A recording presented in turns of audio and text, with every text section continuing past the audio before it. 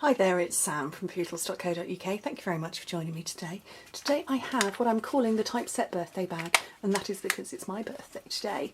And my little boys like to give me little treats and stuff. They're always on at me to make them little bags that they often fill with, well, they like me to fill with treats for them. But I know sort of vague discussions with my husband, little treats have been heading my way. So although I filmed ahead of time, I'm sure I've had lovely goodies from my children. Anyway, so I'm going to show you how to make my little typeset treat bag. And it's great, isn't it? It holds an awful lot more than you'd expect. Anyway, you need a piece of paper that is 6 by 12 inches, which is 15 by 30 centimetres. And if you have got a pattern with wording on it, or that you want to flow in a particular direction, you need to cut it so that the length of it is going to go like that. So you're looking at the pattern this way, and we're going to score with the bottom of the pattern to the left. That's the first way. So cut, like I say, because it's going to fold over in this manner, you need your shortest part to be how you look at it, how you would read it. I hope that made sense. And with what is going to be the bottom of the box, so obviously it's going to fold over in that manner, that's where you do your first score line. Maybe practice this on a non-worded one. So score it at 1 inch and at 9 inches, which is 2.5 and 23 centimetres. And then you turn it round and score it at 1 3/4, 2 3/4, 4.5 and 5.5 inches. And it's a lovely bag. So in metric, 4.5, 7, 11.5 and 14 centimetres. It is 1 3/4 inches wide, which is 4.5 centimetres, and it's 1 inch that way, which is 2.5 centimetres. That's the size of it. Got to tell you that bit. So with the typeset paper, because it's a thinner paper than our other DSPs, be gentle when you're doing your score lines and when you're doing your burnishing.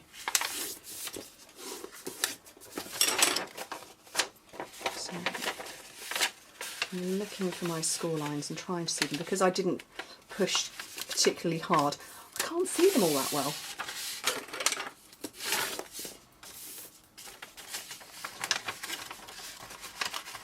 But it's worth it. It's such a beautiful, delicate paper. You wouldn't make a box out of it. You would perhaps make a box in black or vanilla, and decorate it with this, but it wouldn't hold, wouldn't be sturdy enough for box purposes, but perfect for bags.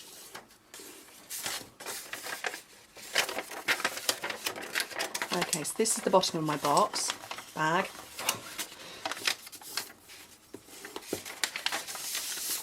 And then the top is here.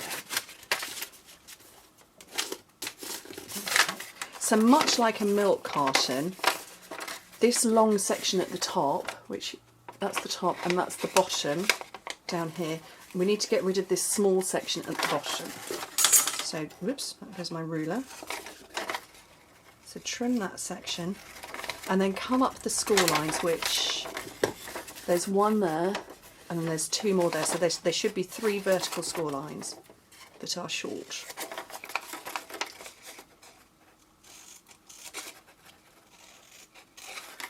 Okay. And then some adhesive down here. Because it's thin paper, I can get away with snail.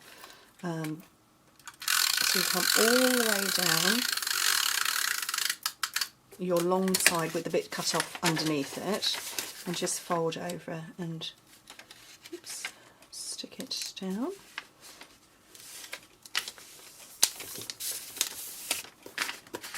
And then this section here, this is going to be the front, so again, like a milk carton, fold in the sides and the bottom. Pop a little adhesive there. I've wrinkled there, but that's okay because that's going to get covered because it's going to get folded.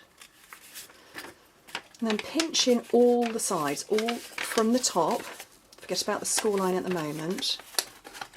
Pinch that in and gently use your fingers to run it down, run your fingers down.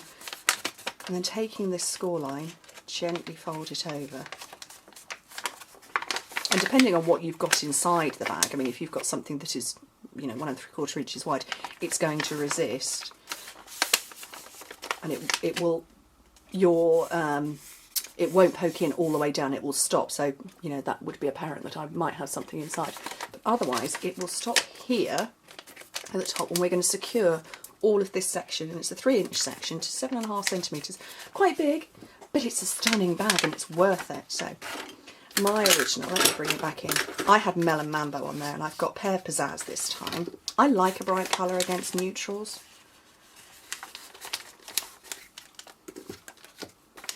Let me tie off a knot, and it just wraps around it, so there's, you know, this part would just slide off and you could get in and then you could reseal it again. And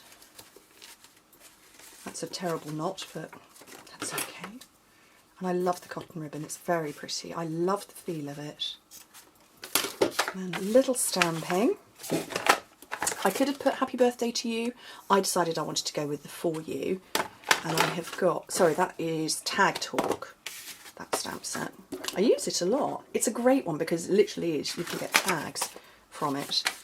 So I've got my 3 pieces of cardstock. I've got Very Vanilla. I've got, why did I get this out? I didn't need that one. Basic Black as well. And I've got my Pear Pizzazz ink. So I'm going to stamp onto my Very Vanilla. Of that, and then this is the label bracket punch. Love it. So one of those out, and then another one that's just plain, and a black one.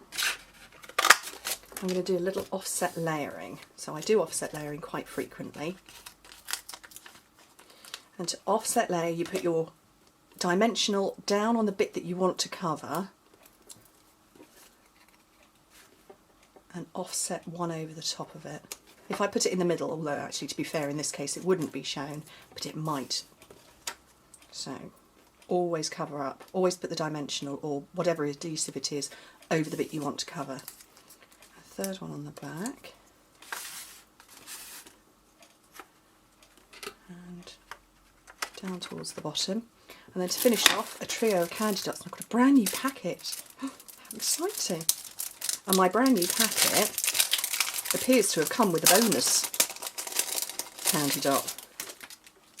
Oh, apparently a bonus candy dot that's going to remain inside. I thought I was getting an extra. Okay, so the Pear Pizzazz is the lighter of the greens. The other one is Wild Wasabi. And